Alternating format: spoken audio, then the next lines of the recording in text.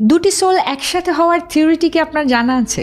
এই প্রাচীন থিওরিটিকে বলা হয় দ্য সোল রিকগনিশন থিওরি। এই থিওরি অনুযায়ী আপনি যদি কাউকে ভালোবাসেন, এই জন্য নয় যে সে নিখুঁত, আপনি তাকে ভালোবাসেন কারণ আপনার সোল তাকে চিনে নিয়েছে। বলা হয় যে আমাদের জন্মের হাজার হাজার বছর আগে যখন আমরা কেবল একটি আত্মা ছিলাম, তখন দুটি আত্মা নিঃশব্দে একে অপরের সঙ্গে প্রতিজ্ঞা করেছিল, যত সময় পার হয়ে যাক না কেন আমরা একে অপরকে ঠিকই খুঁজে পাবো। আর যখন আপনি তার সঙ্গে মিলিত হন, তখন হঠাৎ করেই দিনরাত খুব শান্ত হয়ে যায়।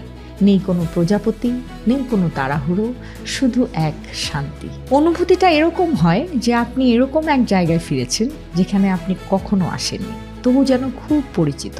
তার কণ্ঠ এতই পরিচিত যেন তার বলা প্রতিটি কথা আপনাকে আচ্ছন্ন করে ফেলে। তার পাশে থাকা যেন হাজার বছর ধরে আটকে থাকা নিঃশ্বাসকে মুক্তি দেওয়ার মতো। আর যখন সে